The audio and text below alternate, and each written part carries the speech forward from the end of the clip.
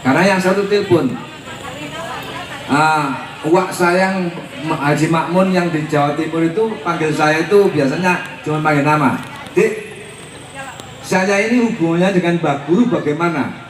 Jadi saya harus repot-repot ria untuk mencarikan silsilahnya dan bagaimana hubungannya dengan uak Maman Abdurrahman. Alhamdulillah.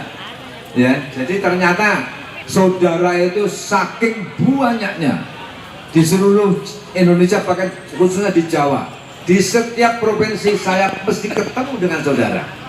Alhamdulillah. Khususnya kalau saya di Garut bukan ketemu saudara lagi, ketemu sahabat. Di satu rumah makan, rumah lain makan, ke rumah situ makan. Jadi kalau pulang dari Garut itu rasanya berat badan ini makin bertambah. Yang saya hormati Ketua Yayasan Bani Syekh Nur Yayi, Bapak Kiai Haji Aceng Abdul Mujib. Ya, hebat. Ketuanya ngumpet di belakang, bermain di balik layar. Ya. Yang saya hormati pula Ketua Panitia yang sudah luar biasa, Bapak Laksamana Pertama Asep Iwa Sumantri. Nah itu dia, hormat. Iya. Saya nanti tidak mau kalah. Kalau di sini punya Laksamana Pertama, ya saya tidak perlu harus jenderal lah. Nanti tahun depan insya Allah Ketua Panitia Khaul Mbah Guru Hasan Sanusi, ketuanya adalah Kolonel. Ya. Kolonel Purnawirawan. Kanda saya Lukman Effendi, berdiri Mas Lukman. Nah ini dia. Ya. Bedanya yang sana itu pelaut, kalau yang ini pengudara. Sekarang lagi belajar drone untuk menyaingi Israel. Nah. Ya. Yang saya hormati, dengan tidak mengurangi rasa hormat saya, tidak mampu menyebutkan satu persatu para alim ulama, para kiai sesepuh dari Kabupaten Garut maupun kabupaten lain yang hadir pada siang hari ini. Ibu-ibu dan bapak sekalian, saudara-saudaraku, sedarah, insya Allah darah panjenengan semua mengalir, yang mengalir di darah panjenengan semua, insya Allah ada kemiripan dengan yang mengalir di darah saya. DNA-nya kira-kira sama, kira-kira. Nah, semuanya ibu dan bapak sekalian, rahimakumullah wa ghafarakumullah. Ibu dan bapak sekalian, pertama-tama marilah kita panjatkan rasa tasyukur kita kehadirat ilahi Rabbi, karena dengan cara seperti ini kita bisa bermuajahah, bisa bertatap muka, bersilaturahim dan ketemu dengan saudara. Alhamdulillah. Saya berharap keluarga besar Bani Nur Yayi, kalau ada apa-apa, kalau ada sesuatu yang misalnya pergi ke Jawa Timur, ya mampirlah ke Jombang. Di sana ada saudaramu. Ya, ya. Jangan khawatir, kalau sekedar air mineral, insya Allah kami siap. Ya, ya. Jadi saya berharap bisa mampir. Jadi ini yang kebetulan rombongan kami yang pakai seragam ini,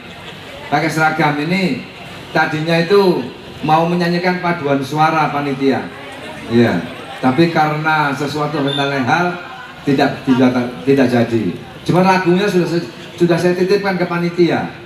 Ya saya mau nanti bisa diputar, ya lagu dari Mbah Guru Hasan Sanusi.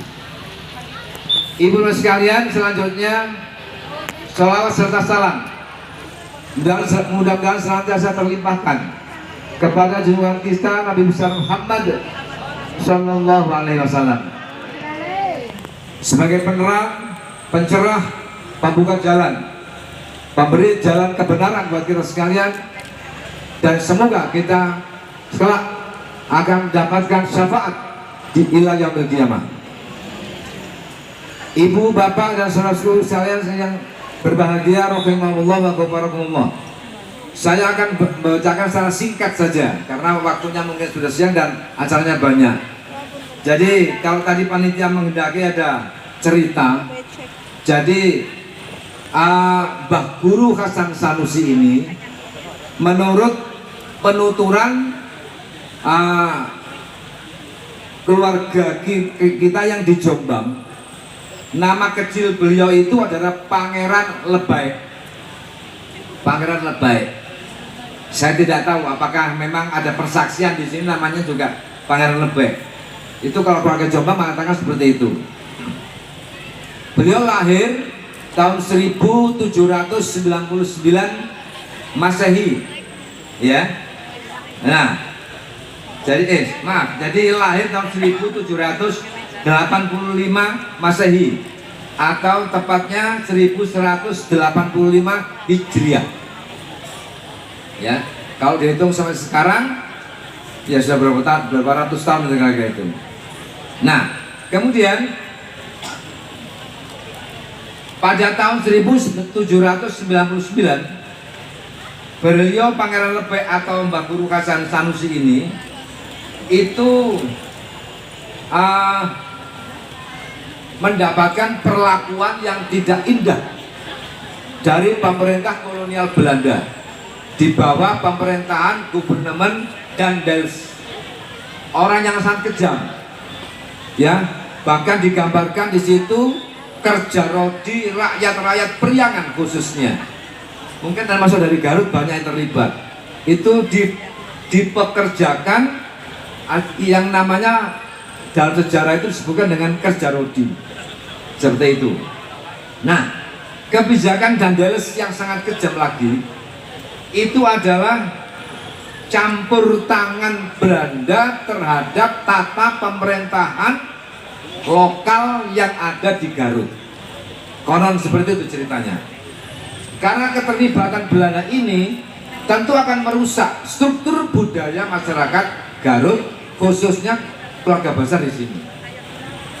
Itulah karenanya kemudian Bapak dan Ibu sekalian,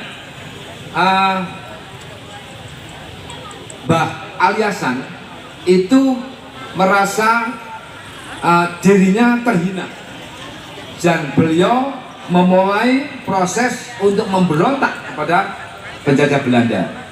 Pada tahun 1811 pembubaran secara sepihak Kabupaten Limbangan oleh Belanda.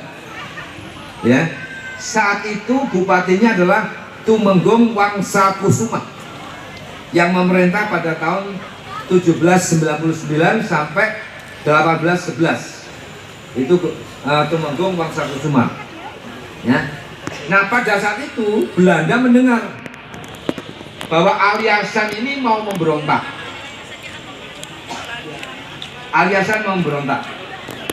Makanya kemudian pada tahun 1813 Kabupaten Limbangan itu dibentuk lagi, ya, dengan ibu kotanya dipindah ke Suci. Jadi ibu kotanya dipindah ke Suci. Kenapa kok di Suci? Karena Mbah Hasan Sanusi itu mukimnya di Suci, sehingga maksudnya itu mungkin supaya terkepung, kira-kira begitu. Ya. Nah, kemudian salah satu versi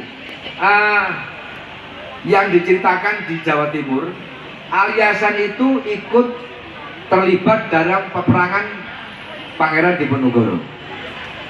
Tadi pagi Mbah Ki Haji Muhammad Kursi juga sempat bercerita bahwa memang Mbah Aliasan katanya pernah terlibat gerakan pemberontakan Pangeran Diponegoro. Nah, mohon maaf, saya yakin mungkin Bapak Dewan Pembina bisa memahami kalau ada perbedaan pendapat. Justru saya punya pendapat yang berbeda. Saya meyakini bahwa Aliasan ini yang berangkat memberontak, memberanikan diri sebagai pemuda seorang diri di Garut, ini kok rasanya tidak mungkin kemudian melibatkan dirinya menjadi pemberontak bergabung dengan Pangeran Diponegoro di Jawa Tengah. Saya kok tidak pas rasanya, dan belum ada bukti tertulis yang ada, gitu ya. Nah, karena itu Bapak dan Ibu sekalian rahimakumullah, saya tidak sepakat kalau kemudian karena ada ide ingin memberontak seperti itu, kemudian pemerintah Belanda secara sepihak ya mengejar Aliasan yang wa akhiru dakwahum, Aliasan tidak betah di Garut dan harus uzlah ke Jawa Timur. Kalau dalam teks-teks sejarah di website dan segala macam disebutkan Aliasan itu sebagai DPO. DPO. Nah, jadi kalau DPO itu kan penjahat ya, yang sifatnya negatif. Tapi ini sebetulnya bukan DPO. Orang yang dikejar Belanda karena mempertahankan haknya, mempertahankan haknya. Karena itu kami mengistilahkan uzlah. Nah, kemudian pada saat tahun 1813 ya, itu Aliasan pergi ke Jawa Timur. Ya, pergi ke Jawa Timur, sedangkan perang Diponegoro pecahnya itu 20 Juli 1825. Jadi ada tenggang waktu 12 tahun. Nah, bisa jadi mungkin masa perjalanan. Tadi malam diskusi kecil, Wakilah yang namanya Mbah Aliasan itu pergi ke Jawa Timur usianya 35. Ya. Nah, apakah benar dan segala macam? Sampai dengan hari ini kami masih mencari sumber data yang sebaik-baiknya, yang resmi, kira-kira begitu. Pada tahun 1857 Aliasan ditangkap dan ditahan di Semarang. Itu yang pertama kali ditangkap. Karena itu lagu-lagunya itu ada kisah ditangkap, dianiaya, disiksa, ditahan. Coba. Nah, Mbak Guru seperti itu. Jadi tangkap, disiksa, ditahan. Nah, kemudian lepas dari tahanan. Jadi Mbak Guru itu karakteristiknya siang hari dimasukkan tahanan, malam hari sudah tidak ada, esok harinya sudah tidak ada. Demikian peristiwa di Semarang juga seperti itu. Nah, Wakilah menurut salah satu pendapat, Mbak Guru kemudian lari ke Gempol Cirebon. Gempol Cirebon. Nah, dari sana ternyata Belanda terus mengutip, tertangkap lagi untuk yang kedua. Tertangkap lagi untuk yang kedua itu ditawan di Solo, kan konon seperti itu. Nah, di tawanan itu siang hari dimasukkan, besoknya sudah tidak ada. Itu Mbak Guru. Akhirnya kemudian Mbak Guru lari ke Jawa Timur. Ya. Nah, lari ke Jawa Timur itu Bapak dan Ibu sekalian rahimakumullah wa ghafarakumullah, itu kemudian Mbak Guru sempat ditangkap di Surabaya, ya, ditangkap dan ditawan di rumah tahanan Kedung Pendem, Surabaya. Kebetulan saya dengan Gus Ulil dan beberapa teman pernah menyelidiki ke Kedung Pendem. Menurut cerita Mbak Guru itu ditawan di bunker yang di dalamnya banyak dipelihara buaya. Coba bayangkan, jadi kan kalau orang Jawa mengatakan, jadi Mbak Guru itu dipakakno, apa dipakakno itu ya? Jadi diumpankan kepada buaya. Betapa kejamnya. Tapi anehnya, esok Mbak Guru sudah tidak ada. Kemudian Mbak Guru melanjutkan perjalanan. Biasanya setiap kali di Surabaya itu sempat misalnya membabat tanah di Surabaya. Yang sekarang ditempati rumah sakit Karangmenjangan, itu dulu hasil babatannya Mbah Guru Hasan Sanusi. Ya tapi dunia Mbah Guru gak usah, oh itu berarti aku kudu ngerebut warisan di rumah sakit, jangan. Ya. Nah, dari situ Mbah Guru mendapatkan isyarat untuk lari ke arah barat, agak ke selatan, ke barat daya. Maka larilah Mbah Guru Hasan Sanusi sampai ke Mojo Agung. Mojo Agung itu waktu itu namanya bukan Mojo Agung tapi Rosobo. Rosobo. Di Rosobo sana Mbah Guru itu baru mendapat sebentar, kemudian mendapatkan isyarat lagi untuk maju lagi ke barat daya. Maka beliau pindah ke namanya Karangwinongan. Dari Karawinongan baru memulai membabak, dapat isyarat lagi untuk geser ke barat daya lagi. Sampailah di desa Cadak Gayam. Waktu itu Mbah Guru Hasan Sanusi menemukan atau mendapati pohon gayam. Bapak Ibu tahu nggak apa pohon gayam itu ya? Tahu di Jombang pohon gayam itu ini besar, yang buahnya itu biasanya digunakan dimasak untuk bikin keripik gayam. Nah, pohon yang saking besarnya itu ada tangganya yang digunakan untuk membantu para pemanjat itu naik. Yang tangganya itu ada dua versi. Versi pertama tangganya berupa tambang yang dikasih tangga. Yang versi kedua bukan tambang tapi pohonnya itulah yang dikasih lobangan tempat kaki memanjat. Ya, yang kalau orang Cadak Gayam mengatakan pelataran. Pelataran namanya. Nah, seperti itu. Akhirnya karena menemukan pohon gayam di situ dan ada pelataran, pelataran dalam bahasa kuno namanya disebut catak. Akhirnya Mbah Guru menyebut ini namanya Cadak Gayam. Konon hikayatnya seperti itu. Maka tumbuhlah desa Cadak Gayam. Bapak, Ibu dan saudara-saudara sekalian, rahimakumullah wa barakallahu. Pada akhirnya Mbah Guru bermukim di Cadak Gayam. Ya, dinikahkan dengan sang guru beliau Pangeran Alit yang bernama Nyai Maida. Ya, nah berkeluarga. Mbah Guru pada waktu itu menikah usia 62 tahun. Nyai Maida itu usianya 12 tahun. Nah, coba sangat jauh sekali. Ceritanya memang agak unik.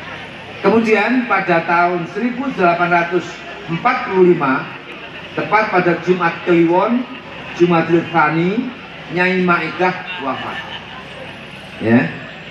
Jadi nyainya dulu yang wafat. Setelah itu menyusul pada tahun 1851 pada hari Kamis Pon 28 Syawal Mbah Guru Hasan Sanusi wafat.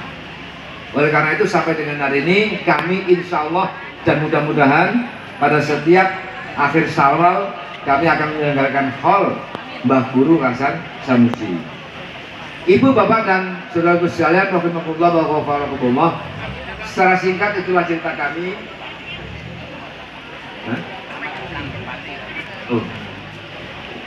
Selamat datang Bapak Bupati Garut.